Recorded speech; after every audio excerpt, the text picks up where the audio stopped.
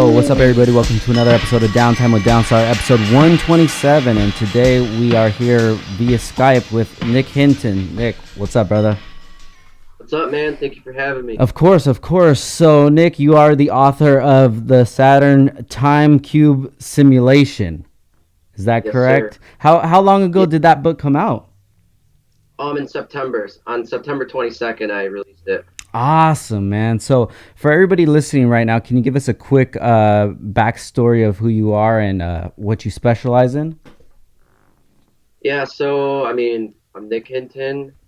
I just have always been a thinker, I guess. I've always just been questioning things. And honestly, for a very long time, all I've wanted to do with my life is exactly what I'm starting to do right now. So this is honestly, all these podcasts and people wanting to talk to me is a huge blessing, and I'm very lucky to get to do stuff like this. So, like I said, thanks for having me on. Of course. And yeah, I'm just not really a philosopher, but maybe one day I will be considered one. Yeah. But right now, I'm just a thinker and a truth seeker, and just someone trying to get this information out there. Rock and roll, man. So the first time that I heard of you, and maybe would you consider this the time that you went quote unquote viral, was when the Did the End World in 2012 thread came out? Yeah, that was the huge thread. That's pretty much what made me go viral.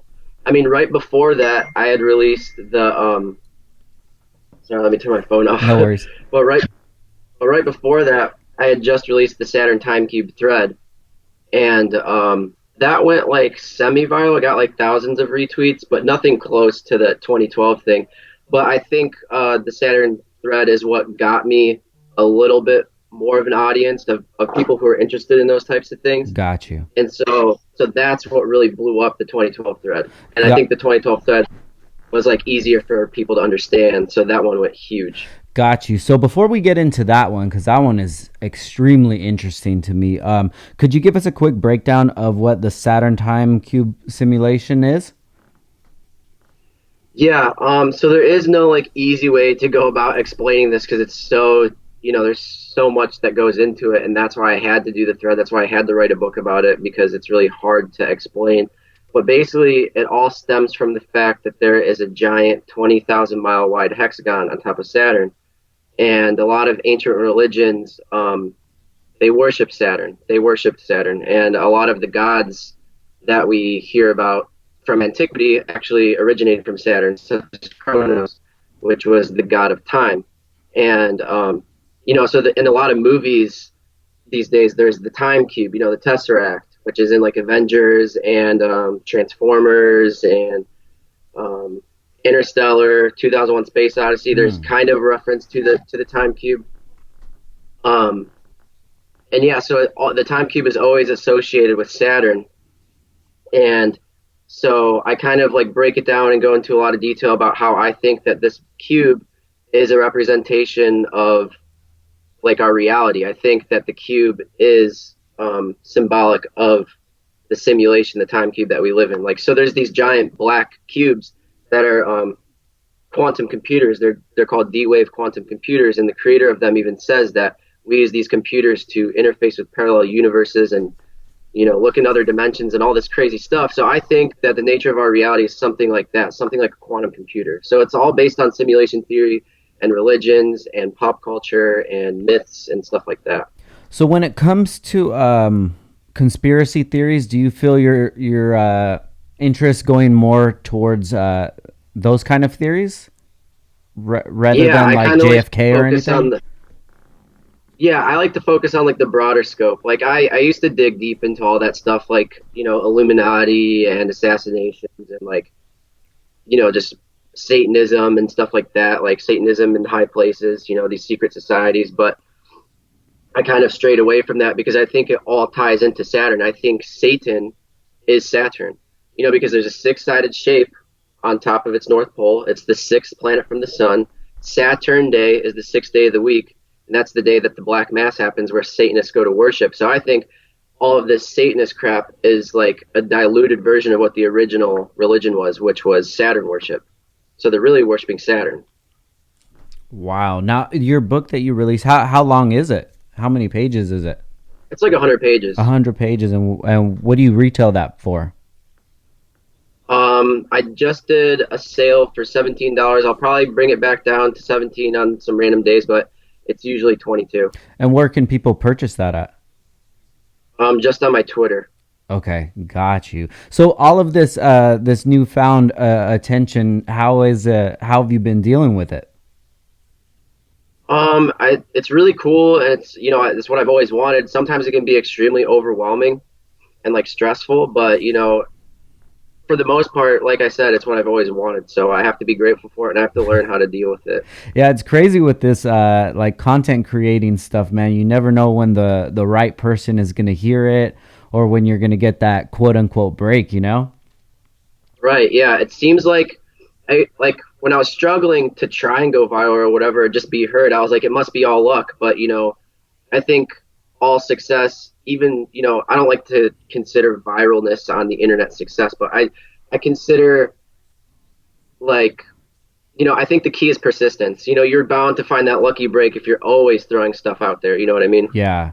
So you were just on the Sam Tripoli, the tinfoil hat podcast, right? Yeah. That must That was have been pretty pretty cool. big for you. Yeah, that was awesome. That's awesome, man. Good for you, dude. Like I said, we've been doing the automotive stuff for 10 plus years now. And that's like one of my interests. Another one of my interests is conspiracy theories and, like alternative thinking.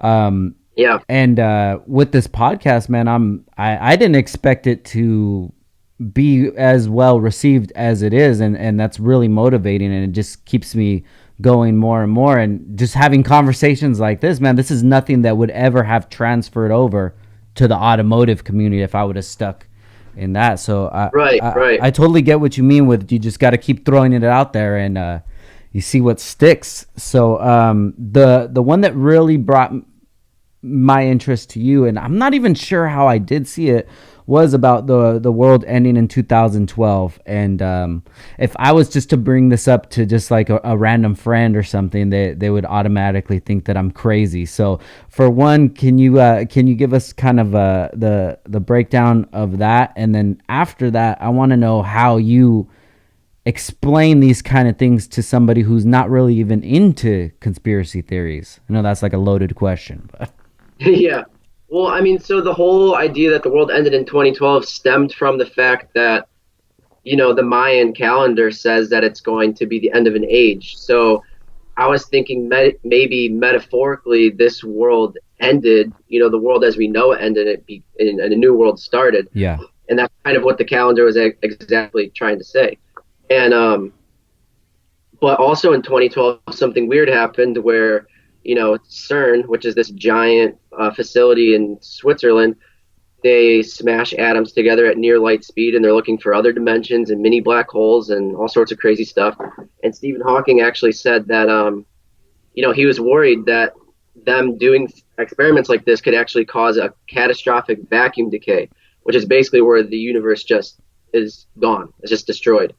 And Stephen Hawking was sincerely worried about that. Mm-hmm. And so in 2012, they found the Higgs boson, the God particle, what they'd always been looking for. That's the thing that Stephen Hawking was scared of. And it seems like, since 2012, there's just been a lot of rapid change. It seems like time's speeding up, it seems like the world is in chaos. It seems like, and the other thing is the Mandela effects. Yeah. I don't know if you're familiar with those, but Yeah. all the small changes in history, it's almost as if we've switched over to another timeline where our history is just a tiny bit tweaked. Like the one I always like to bring up is Chick-fil-A. Mm-hmm.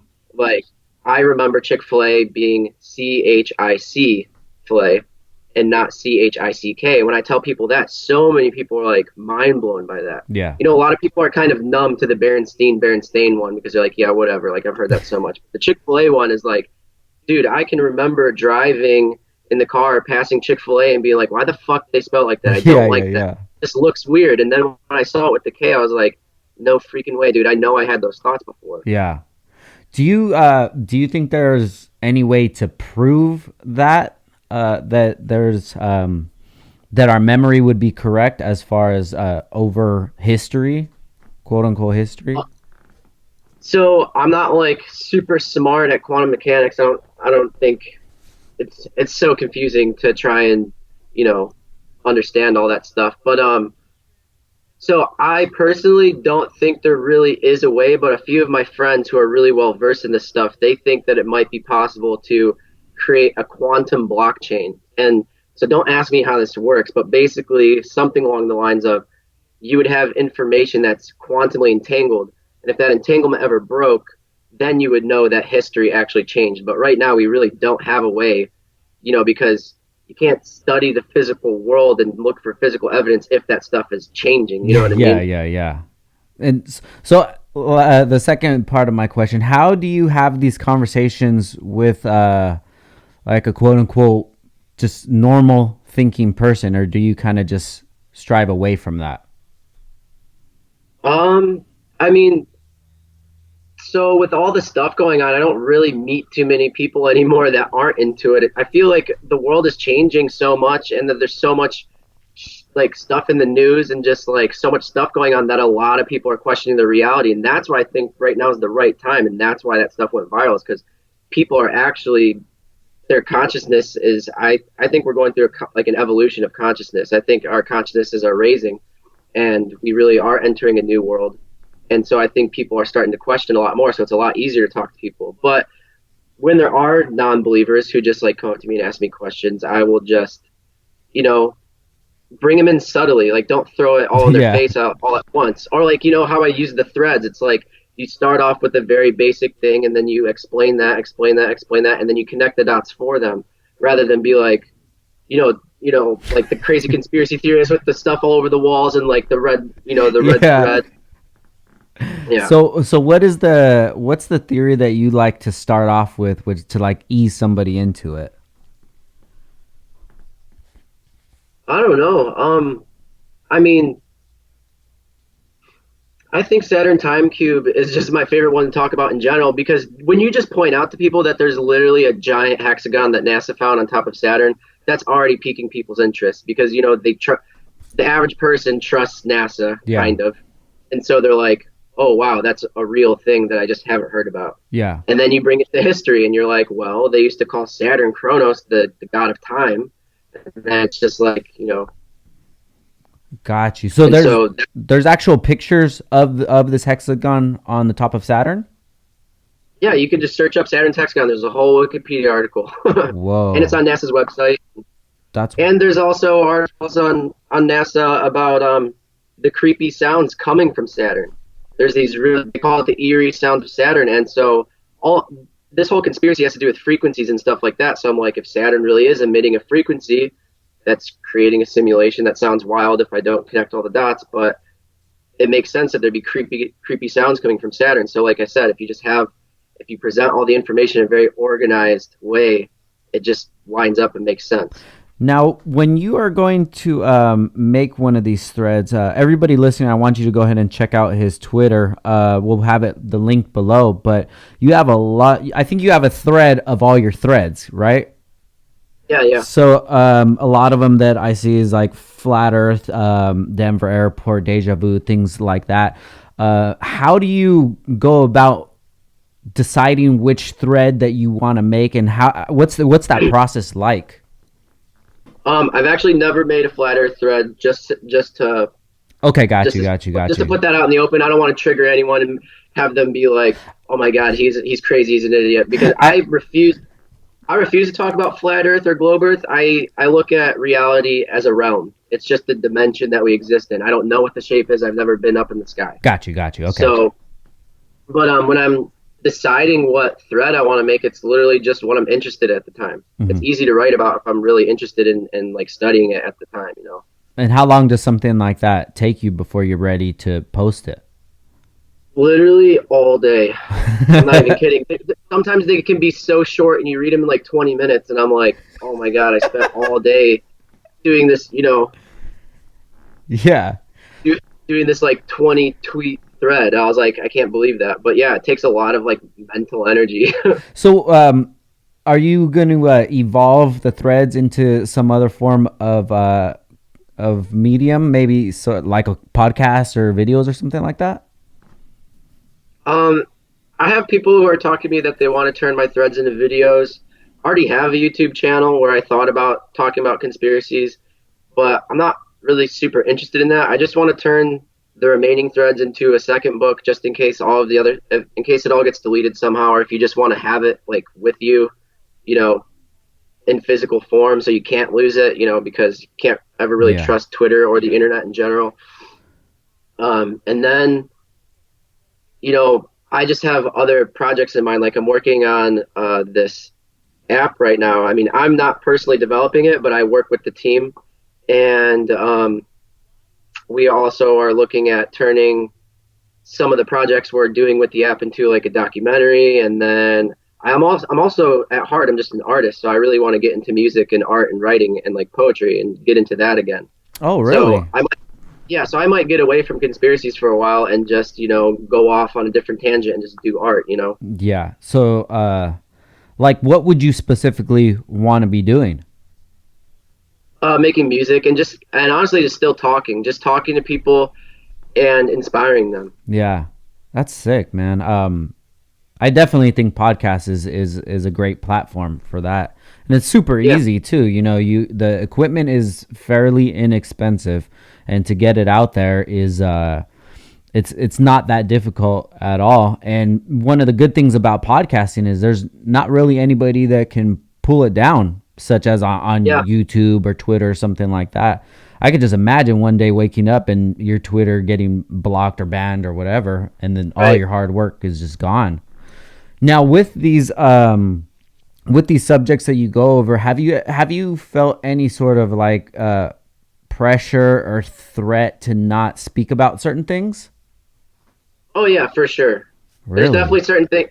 Well, I've never been told not to talk about something, but there's certain things I won't touch on for certain reasons. Got you. Just because I know that they're super, there's things that you can get away with and they don't really mind you saying because some of them are so ridiculous that they don't expect people to believe it anyways. But if you get really, really, detailed, that's why I focus on the broader scope Yeah. but I still feel like that's helping people. You know what I mean? If I'm able to open up enough people's minds, they will do the research on their own. After that, they'll get that spark. Yeah. They'll get interested, and they will figure out the rest for themselves. If I can just be that ignition that gets people going, I'm happy with that. So you'd rather open the door rather than focus on one specific event that could cause some red flags to come up? Yeah, yeah. Got you, got you. One that really interests me a lot, and I've done my YouTube research on it, as valid as that would be. I don't know, but is the theory of the inner Earth. Yeah, yeah. I've tried to explain this to people before, especially about the Admiral Byrd, who actually supposedly flew in there. So, can you give us your knowledge on it? I mean, Inner Earth to me is kind of just like it's almost it's talked about in every single religion. Like I love going back to myth and religion in order to describe these things because I feel like when you hear about a conspiracy, that's just like the modern day myth. You know what I mean? And so, yeah, I mean, Hinduism, Buddhism, even even Christianity talks about an underworld. There was, I think you pronounce it Sheol, which was not the real hell, which was not the real hell. It was just like a purgatory type place. And so, there's just so many religions that talk about different layers of the underworld, and I kind of believe that's just how it is. So I honestly, yeah, I don't believe that the world is flat. I think it's probably hollow, and that there's different layers in there, and probably an inner sun, and that there's these civilizations under there as well. But I mean, even then, it could still we could still describe that as dimensions. You could say that's different layers of reality. Hmm. So it doesn't necessarily have to be globe like in order for there to be different layers because, a bunch of different religions say there's seven heavens and seven layers of hell. Got you. How much time do you have you spent on researching like inner Earth? It's not like my main subject that I study, but it is very, very interesting to me. Got you. So, what is something that when you hear about a theory, something that sparks your interest? What are kind of the things that you gravitate towards? I like stuff that ties into spirituality. Like for me, the simulation theory, that ties into just like, there's the Gnostics who said that reality was, well, they used the word hal, which literally means simulation. So the Gnostics, that I consider myself kind of a Gnostic. Um, the Christians say you're not from this world. The Buddhists would call it an illusion. Hindus would call it samsara, which is the cycle of death and rebirth. And so I think simulation ties into spirituality in that way. It's not the real world, it's an illusion. It's kind of a prison for the soul. And so I think it's just an updated word that, we relate to more because we're surrounded by technology, but it still means the same thing that they've always been talking about. But yeah, to answer your question, I just love stuff that I can tie into spirituality. Got you. So, as far as the simulation theory, would you say it's the closest to like the movie The Matrix for people to understand? Yeah, I think the Matrix is a good way to understand simulation theory. I mean, whether we are inside of a giant computer or not, I still believe reality is simulation like because it's a literally scientific fact that your brain is just taking electrical impulses and turning it into, what you're experiencing. Yeah. So that brings me to the next topic is deja vu, which is a real crazy one because pretty much everybody experiences that, but no one really has an answer to why it happens. Right. If we could Yeah, dive so into that a little. yeah, so I don't have like a definite answer. I don't know anything for sure. It's fun to experiment with ideas and try and make guesses, but a few plausible ways that it could work is that, maybe there are alternate timelines, like with Mandela effect, and they're like crossing over or something and you're kind of in a crossroads, or maybe, you've been reincarnated like, millions, countless amount of times, and you've been in the same situation before, and maybe that deja vu is like, hey, here's that lesson that you failed before, or here's, this person you were supposed to meet, just like kind of like tapping you on the shoulder, like remember this. Or maybe it's kind of like your higher self talking to you or something like that. Maybe your Yeah. higher self has already experienced this before because they've already, they're beyond time. Yeah. So there's a bunch of different ways that it could possibly be explained. Now, what about something that's built into your DNA from maybe past lives? Yeah, like epigenetic memory. Yeah. Yeah. I mean, it could be something like that too. It's weird. Like a lot of people, well, I feel like a lot of people carry, this is like an old phrase, but carry the sins of their family or whatever, carry the sins of your father. You have to overcome the karma that's in your family. And Yeah. I think if your bloodline doesn't overcome certain lessons, that it's passed on to you, and it's up to you to overcome those lessons. So, Yeah. oh no, you literally are walking around with your ancestors surrounding you. They actually are in your blood. They actually are in your cells. Like when you were forming in your mother's womb, all of those, it took, I guess, nutrients and stuff from your mom and, your father's seed. And, that's all connected to all these different parts of your family tree. It's crazy how that, and then at the bottom of it all, we're all connected to the earth. Yeah, definitely. And I don't know where I saw it or heard it, but there was about maybe this like they would do the experiments on rats is when they would hear a certain sound, they would get that they would, I don't know if they would hurt them or something, but generations and generations later of rats, they would hear that same sound and they would be under distress, and the certain action wouldn't be happening to that generation. It was like it was Yeah. inside of their DNA.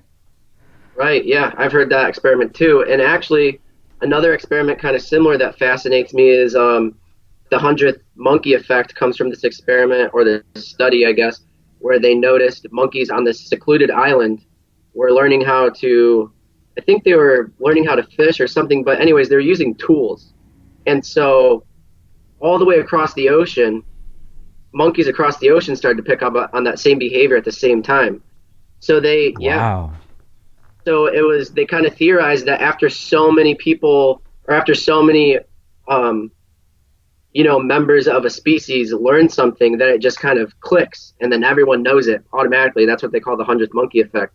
And so that's kind of why I think like raising consciousness is spreading so fast. Like, and it's so easy to do right now through podcasts and stuff like that. If we can get, you know, a huge portion of humanity just to get a little bit of, you know, raise their consciousness just a little bit above what they are at now, it'll be maybe 100th monkey effect, and then everyone will just, you know, kind of be dragged up along with the rest of everyone, you know? Dude, that's wild, man. I never heard of that. That's you know, the thing about deja vu, I don't know why, but me personally, I always take it as something negative. So when I get that feeling of deja vu, I always want to do something that is very different than I would be doing in, say, I'm driving. You know, I would actually make like a different turn than wouldn't even want to make, because sometimes when I have that feeling of deja vu, it's kind of like something bad is coming. I don't know if when you experience it, what is your thought of deja vu as it's happening? Is it just, are you just conscious of the action happening, or? I mean, so it's different all the time, but I mean, I understand what you mean. Like, that's kind of like how I said that maybe deja vu happens because, you know, we're all being reincarnated. We're in this cycle where you've experienced some of the same things like countless amounts of times. And so I think that's a good way to deal with it, though, is to break the cycle, go a different route, you know, change up your life. I like that idea. Yeah. Now, I don't know if it's on the realm of the things that you're interested or knowledgeable about, but are you familiar with lucid dreaming? Yeah, I lucid dream quite a bit. Really? Yeah, So does it happen naturally, or you put yourself in that state? yeah, it's always happened naturally. I don't really try to do it, and I've tried to astral project, but I can't really do that because I'm not very focused. You know, it's hard to just sit still for 20 minutes or whatever. Yeah. But I So mean, I hope to learn how to do it someday. But yeah, I've had plenty of lucid dreams where I just know that I'm dreaming and it seems like pretty real. You know. yeah. So are you able to actually control your actions while you're in this state, or is it just that you know that you're dreaming? I mean, yeah, you can totally control yourself. Like, for me, I go lucid mostly at the end of nightmares, which sounds messed up, but I mean, it's like, so one time I was driving and like in a dream, I was driving and I drove off a bridge into the ocean, but then I realized this isn't really happening. You're just dreaming. It sounds ridiculous, but I got out of the car midair and then I caught the car because I didn't want my car to crash. And then I woke up. I just Yeah. caught it in my, I guess most dreams are ridiculous anyway, yeah. but I just find it so interesting. Even dreams themselves, you know, at nighttime, I like to smoke a lot because my brain is just racing all the time. And if I were to leave it up to natural sleep, it's going to be 2, 3 in the morning and just me eyes open, you know, thinking about car parts or tasks that we have to do tomorrow or what have you. But with Right. people who do smoke a lot, it kind of, it stops you from having REM sleep. And from watching Joe Rogan, it kind of explained it like that when you go through a detox, that you end up having extremely vivid dreams. And dude, sometimes when that happens, it's kind of like, it's freaky. Yeah, I'm sure, dude.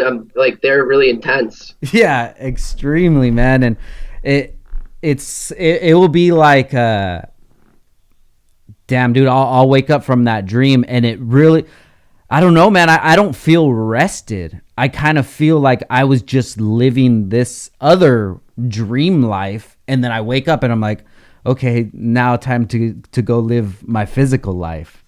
Yeah, no, I definitely believe that we do go somewhere else at night. I think we go to like the astral plane or whatever. You know, whether you're astral projecting or lucid dreaming or just like regular dreaming. You know, I still think it all takes place in a higher realm, and so it is possible to come back tired. Like I've heard that from people. Yeah, if you're running around a bunch, it's possible to come back more tired than you started off. I need to chill, bro. I want to just chill Yeah. in my dream. Now speaking of smoking, do you do any sort of drugs? No, I don't really smoke or do anything like that. Have you ever done DMT? I have done DMT like I think 7 years ago. And I was pretty young, so I had no idea what I was doing. My buddy, I was friends with a bunch of like kind of older kids, and I was still in high school, but I went to my friend's condo, and he was making it, and he just told me to try it, and I was like, all right, whatever. I wasn't expecting anything, so I wasn't really afraid to. Yeah.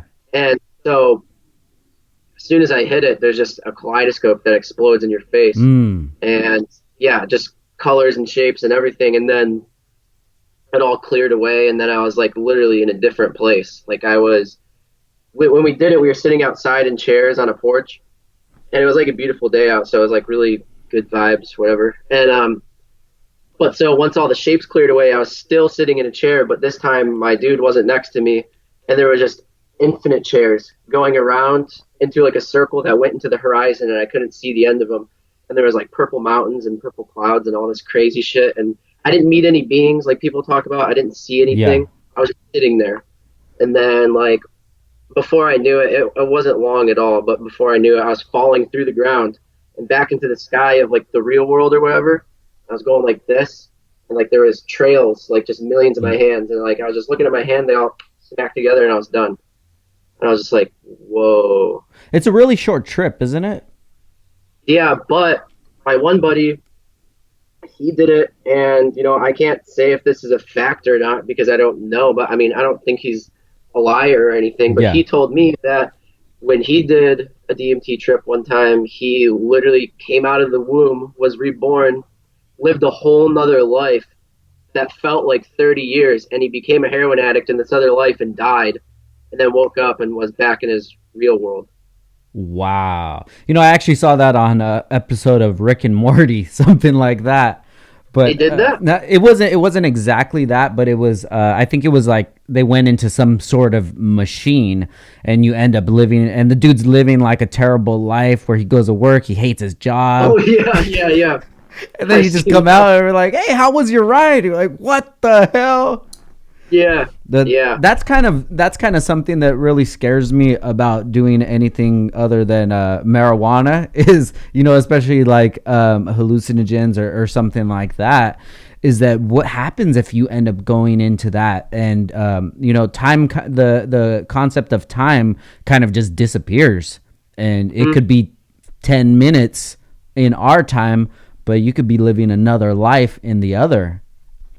Right, yeah. Now, Yeah, dude, it is scary. have you thought, since you've obviously become more knowledgeable about these kind of subjects in the last 7 years, have you thought about revisiting, say, DMT or maybe shrooms or something like that? Yeah, I'm thinking about doing shrooms because I heard from Terrence McKenna that they look for you, you don't look for them. Hmm.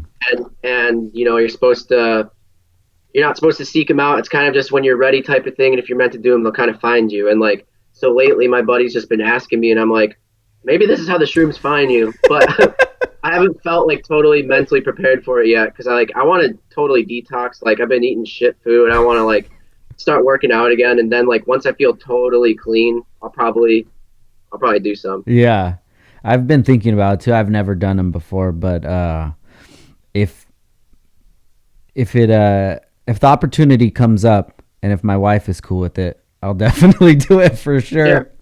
Hope we have a Well, I mean, they're legal in like Colorado now, I think, right? yeah, yeah. So, there's obviously medicinal, positive benefits to it if they're legalizing it. So, Yeah, I think I would want to have somebody around me that's actually done them before and that I can trust around instead of me just doing it by myself in the garage and yeah. going nuts. Definitely don't sit in the garage while you do it.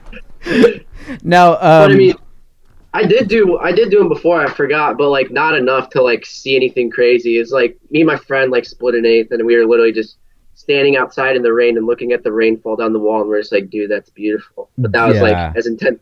That was like as intense as it got.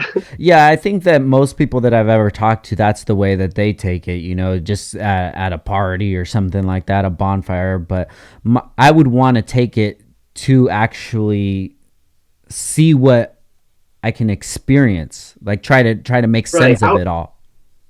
Yeah, I would do it these days for spiritual purposes, not just like, oh, this looks fun. I Yeah. want to be totally, yeah, I want to be totally ready, like sitting somewhere where I feel like, okay, this is purposeful, this is meaningful, I'm in a good environment, like, and Yeah, have an intention with it. definitely. Have you ever been in a deprivation tank before? Yeah, I have actually. Sweet. First time was scary as hell. I couldn't really. Well, I personally have a fear of water, Mm. so like, it was just really fucking terrifying for me to sit in this pitch black chamber, just like with water floating there. I'm like, dude, I feel like I'm gonna get eaten by a shark. Yeah. But like, but second time I managed to calm myself down, and I actually experienced time dilation. Like, you sit in at the place I go to, they time you for an hour. Okay. And so once I like got relaxed, I sat there and it was like the thing was already beeping and going off. I was like, dude, what? It felt like literally I struggled to relax. Once I finally did, it's like the thing went off. Yeah. And it felt like 20 minutes at the most. I was like, did you put me in for last time? He's like, no, that was an hour. It's like, what the hell? Wild, man. I would definitely recommend that to anybody. Anybody here in California, in LA, they have the Float Lab, and that's the one that Joe Rogan always talks about. But we went to do that in Westwood. That's by like UCLA campus. We went in there, and me and two of my cousins, we went, and they said it was for 2 hours. I'm like, dude, that's a long Two ass hours? 2 hours, dude. Jesus. Like, that's a long ass time. But as soon as I was able to just relax, like the thoughts just started coming in, man. The only thing I wish is that there was some sort of recorder or something that I could just speak into, because you're just getting these thoughts just rushing into your head, and when it's done, it's just kind of like a dream too. When you get out of there, you shower up and get out, and you're talking to whoever you went with, and you kind of forget those ideas that you did have. But after that, dude, I ended up having some business ideas, and just about me even changing stuff up at the shop, and it's just really, really motivating. I think that this time that we really live in is just, you're just go, go, go all the time, and you don't really have any time to chill or to spend with your thoughts. And then, like I said, when I fall asleep, then I'm living my other life and doing crazy ass shit in there. Right. And I never get to relax. Wonder if they have float tanks in the astral realm. Yeah, I know. I need to go visit one of those. But one thing that I found that always helped me as well, and I wanted to ask you if you're familiar with it, is meditation. Yeah, I used to meditate every morning for like, I went on like this 30-day thing where I was like, okay, I'm going to wake up super early. I'm going to take a cold shower. I'm going to meditate. I'm going to run. I'm going to do all this crazy stuff, write down my goals and blah, blah. And that was like the most productive, best month, best I ever felt. And so, yeah, I was meditating for a while. And then just like with all this craziness, like just constantly typing, just fucking answering emails, answering money orders, like just so much stuff going on. But I definitely need to take a break. And like I said, just that's what I want to do. I want to release the final book of conspiracies, at least for a while, and just work on my art and kind of like focus on myself again, because that was like when I was even more productive, because I was so laser beam focused. Like there was no chatter in my brain, Yeah, definitely. So when you're meditating, I know a lot of people do it differently. What was your steps that you would take? I prefer Zen meditation, which, so to start with Zen meditation, or maybe this isn't Zen. I think it's Zazen. I don't know. I mean, someone will probably be like, this dude doesn't know what he's talking about. But the method I used was just, with your breaths, you count to 10 over and over and over and over again, because it keeps you focused. Because like if you go to 11, then you're like, oh shit, I got to start back over. And so that's what I did in the float tank too. When I experienced like that time dilation, I was like, there's no way I counted 10 like 1,000 times. Got you. Yeah, I really got into meditation when I read the book from Russell Simmons. I'm not sure if you're familiar with it. I think it's called Success Through Stillness or something. It's not really a terribly long book, but basically breaks down the benefits of meditating. And basically what it is 20 minutes twice a day, sit Indian style, and just repeat the mantra inside of your head. And when another thought would come up, try to focus back on the mantra.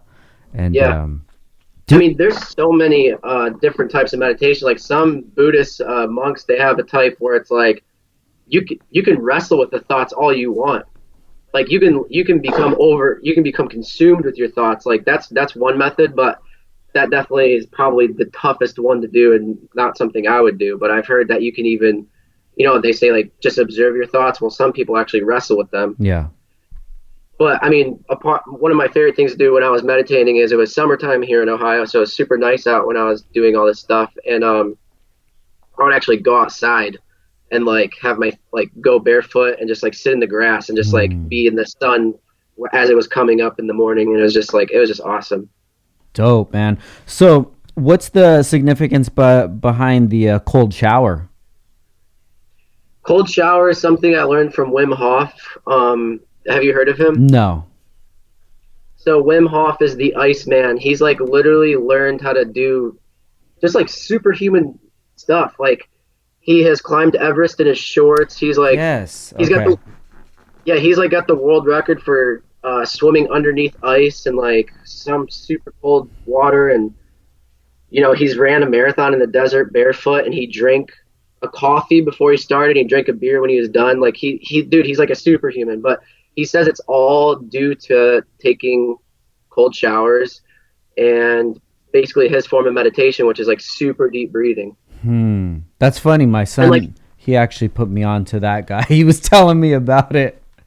yeah, dude, he's awesome. He was being studied by some university, like some scientist at a university, and he can literally, like, they had him in this vat of ice, and his internal temperature inside of his body was raising. He was controlling his own immune system or something like that. Wow. So, how long back did you realize that the importance of like thinking in your mind and the power that you had rather than just living a normal life in Ohio? This all began like pretty much my freshman year of high school. I mean, that's when I started digging into conspiracy. I mean, I'd always been like an atheist, and I had always been like a very rational person. I was like getting straight A's, and I played football. I was doing all the normal things, and I thought the Bible was a fairy tale, and I was just like obsessed with Stephen Hawking. I was like, I thought I was so smart, but because people would try preaching religion to me, I'd be like, dude, that's so ridiculous. But I forget exactly what the triggers were, but at one point I watched this movie called Zeitgeist, and then my friend showed me the Denver airport conspiracy, and then like it was just too much stuff, and then I started to connect dots in my head, and I started to I just started to think differently. It was just like a natural awakening. I didn't really control those events, Yeah. and so then I became obsessed with the idea of being somebody who would tell this to the world, I guess. Now, what year around was that? That was literally around 2012. Got you. Okay, cool. Yeah. I mean, speaking of zeitgeist, I got into conspiracy theories probably maybe like 2003, 2004 when Loose Change came out. When 9/11 happened, I was a sophomore in high school, so I was very capable of understanding what was going on and the changes that came after that. And then when I seen that documentary came out, I think I even bought it on eBay, dude. How crazy is that? Because it wasn't as like the internet is now. You can't just go to YouTube or whatever and watch it. I actually bought the physical disc. And I know that there's a lot of debunkings and things like that, but that was just my intro into that sort of realm. And ever since then, I'm not the one to like question everything, but I'm not the one to just take everything for face value. Even being big in my business and marketing and things like that, and I understand where a lot of these conspiracies, how it would make sense to me as far as like a manipulation wise. And dude, ever since then, I've just been doing my my YouTube searches, and some nights I'll just stay up late and zone away. But it's kind of always a hard subject for me to talk to other people about because, dude, their guards are so high up. And, I understand it with the whole 9/11 conspiracy, but I mean, that's the best way to make a conspiracy work, is to do something that will make it even taboo to question it, you know? Mm-hmm. Mm-hmm. And it's hard to break down those walls. So what kind of strategies are you working towards to help people break down those walls that they might have built in their head of, this is what it is, this is reality, and you're crazy? Yeah, I mean, it's hard to fight against those walls. You know, they're ego defense mechanisms. Like the ego doesn't want to have his world destroyed. You know, the ego lives in fear. But I guess what I like to call it is just deprogramming. Like I said, I just start off with a little nugget of information that's real, and you eventually, you know, you connect it to more dots and you drag it all the way until it's very fringe. But it's like by the time you get to that point, you've seen too much to go back. You know, if you show someone the truth, they can't really.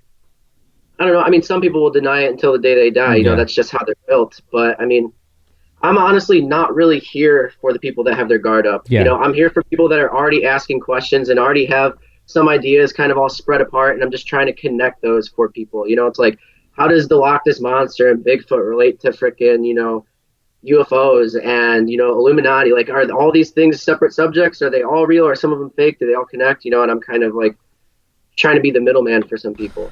Got it. So let's go ahead and middleman aliens. What are your thoughts on that? I honestly think that they're not really from space. I think that they've always been here, and that I think they're more like interdimensional beings, and that they might live in those different layers of the earth, or just like maybe some realms higher above us, but it's not necessarily space. It's just another dimension.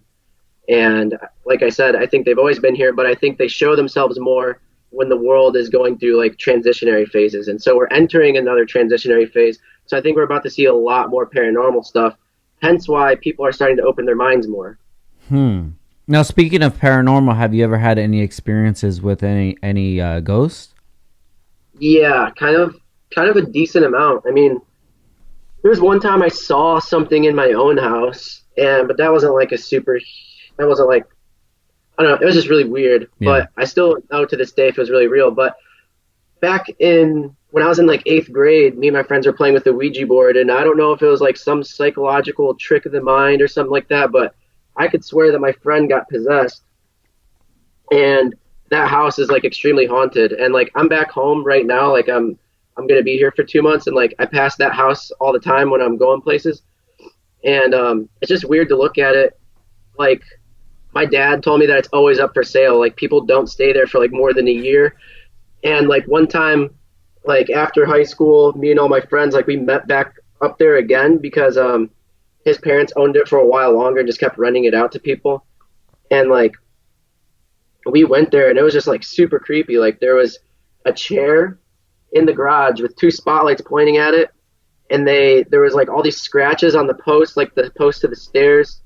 There was like some really weird shit. And so we went downstairs, and when we did the Ouija board like forever ago, the demon's name was supposedly DW. Uh-huh. And so we wrote fuck DW on the wall in chalk. And I swear to God, we came back the next day, and there was a hole punched in that wall. I swear. Whoa. And like that house is just super strange, dude. And there's nobody was living there at that time or had access to it? That was the time when people had moved out, and we were just like going back. Like his parents were there, just like, you know, getting it ready for someone else to move in or something like that. But we just had access to the house. And so we wanted to go just explore the basement where it all started. Wow. And apparently my friend, he says to this day he still sees DW. It looks like Slender Man. He said it's like this tall. He doesn't have like tentacles or anything, but he says it's like this tall dude with like a hat, and it's just a shadow. And this was before Slender Man was even popular. Yeah. And the tall man with the hat is like kind of a common theme, it seems like, in like ghost stories. Really? Yeah, you can find lots of stories about the tall man, I guess. Dude, that's crazy. I've been listening to this podcast. It's called Spooked, and they have people that will come on and tell their stories about whatever experiences they had, and it's their firsthand experience. And I probably listened to maybe like 100 episodes already. I listened to them all, and there's no doubt in my mind that that ghosts are real. Yeah. If there's any ghosts listening right now, just know that I respect you, and I don't need to see you. I understand that you're around, but Right. so we're kind of coming to the hour. I really want to touch on the Randonauts. I know Oh, that hell that's yeah. a project that you're working on. I tried to understand it, but it didn't really click to me, especially when you were explaining it on the tinfoil hat. I wanted you to dive a little deeper into that to show how maybe the listeners could be active in this program. So can you give us a little info on that, please? Yeah, so basically it's just an experiment with breaking determinism. Like, and determinism is the philosophy that everything since the beginning of the universe has been set in stone because it's kind of like a domino effect. Like, you are who you are because your parents who are who they are, and like there's stuff that happened to your parents that was out of their control that turned them into who they are, and so it's like this big cause and effect chain that can't really be broken no matter what you do, because like even your thoughts and your habits are all products of your entire history of who you are. So when you're making decisions, you might not know this, but you can't really act randomly. There's still programs running in your head that you didn't decide. You don't decide your favorite color, you don't decide your favorite food, you just like certain things more, and Hmm. you don't really know why. But we're theorizing that we can break patterns through using quantum randomness. And so the way to do this is that there's some geniuses behind the scenes that have built or they're using a quantum random number generator, and they've somehow, you know, built this bot that uses quantum random numbers and then translates them into coordinates on a GPS. And then you just travel to that place because, that's somewhere you would have never gone. Hmm. And so it's a really simple anticlimactic solution to fighting determinism or whatever. Yeah. But a lot of people are experiencing like strange synchronicities or like meaningful coincidences when they get to these spots. And it just depends on your philosophy or what you believe. But there's a lot of people that have written articles about it saying people are breaking the simulation by using quantum randomness, which that's not really what they're aiming to do. But I like that metaphor because it's cool. Like Yeah. it could in my head potentially make sense that that's what we're doing. And so all of this is documented on the Instagram. I keep seeing a lot of pictures. I'm assuming it's people, they're submitting them. Yeah, yeah. Got you. Yeah, so the last one that was really cool that someone just found was someone literally found, a sign that said portal at their location. And like we were always joking that, oh, we're traveling the multiverse, because we're using quantum coordinates. That's literally in a sense it's a different timeline. You're branching off your regular timeline into a different world. So like people are exploring the multiverse in a way. And so we make jokes that we're going through portals and stuff, and someone literally found a sign that said portal. Wow, that's wild, dude. Have you done it yet? Yeah, I do it kind of often. Wow. Okay. So how far are these locations from you, or can you put like something within a certain mile range of you, or do you got to just travel Yeah, out? yeah, you can set your radius to 1,000 meters, 2,000 meters, 3,000 meters, whatever you want. No shit, dude. I'm trying this. So how easy is it for somebody like after they listen to this podcast to go do it? What would be the steps? Just go to bot.randonauts.com, and then you'll have direct access to the bot. So Randonauts, Randonauts, bot.randonauts.com. Yes, That's sick. Randonauts. Yeah. Awesome, man. I'm definitely gonna try that out, and hopefully we find something cool. But Nick, dude, I really really appreciate your time, man. Um, Yeah, thanks for having me on. when I was listening to the tinfoil hat, I was like, dude, can you just let him talk a little bit? I want to hear a little more, man. So I'm really really glad I got you on here. Before we get out of here, is can you let people know where they can find you at and how they can contact you if they want to go ahead and pick up your book? Yeah, just NICKHINTONN on Instagram and Twitter. And you can just send me a direct message on Twitter or Instagram, and I'll give you the details of how to get the book. I'm just doing it through PayPal currently. Trying to get a real store set up in the near future so I don't have to do it all myself because this, like, I'm getting hundreds of messages from people that don't want to talk about the book, hundreds of messages from people that do want the book, and it's just like that's part of that overwhelmingness. So I need to figure out a more efficient way, but that's how I'm currently doing it. And I do have a website which you can just find in, my Twitter's bio, and that's probably where the store will be once I get it set up. So now, do you have physical books in stock right now? Yeah. Do you want me to go grab one? Yeah, if you can. Let me. Yeah, I'll be right back. I'll just show you what it looks like. Okay, sweet. Guys, make sure you check out his Instagram page, but for sure the Twitter. If you're like me, if you're interested in this alternative thinking, whenever people talk about conspiracy theories, it's always something like 9/11, JFK, or something like that, which all of those are important things to look at. It's really cool to see some of these threads and just see how Nick actually breaks them down, and the thought that he puts into them it's very noteworthy for sure. And that's why I was glad to have you on, Nick, is because I can see that you're putting a lot of work into this and, not getting anything out of it besides, these opportunities to be on podcasts or to sell the book or anything like that. And it takes a lot of work to just keep throwing it out there, and hopefully something comes out of it. So from like a hustler standpoint, man, I commend you a lot on that. Thank you, man. Yeah. So it has been kind of a lot of work. Yeah, but it's the only work I would ever want to do, though. You know what I mean? So I can't complain about it at all. Yeah. So let's go ahead and take a look at this book. Sweet. And it is and then got you. Okay. Can you see that? Yeah. I'm actually gonna pick one up. We'll go ahead and end the podcast pretty soon, and then I'll get your PayPal because I want to get one, man. I'm super excited in this, and I want to see your growth, man. I'm excited because a lot of the people that are in this space, they don't seem normal. You're pretty much the easiest way to digest this information, because sometimes I'll watch videos on YouTube or something, and you're like, dude, why are you putting this music behind it, or why are you talking? Right, just you out there. Well, yeah, it doesn't seem normal, and then I don't even know who I'm listening to.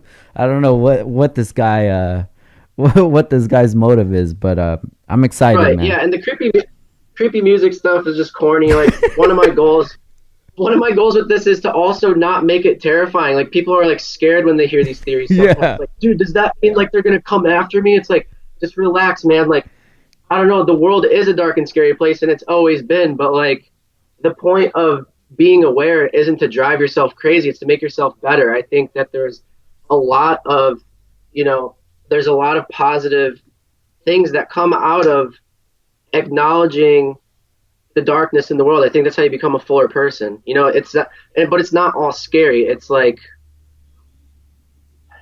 I'm trying to figure out a good way to put this, but it's kind of like shadow work. I don't know if you're familiar with Carl Jung or psychology, but it's like facing your own shadow, and that's how you become the fuller version of yourself.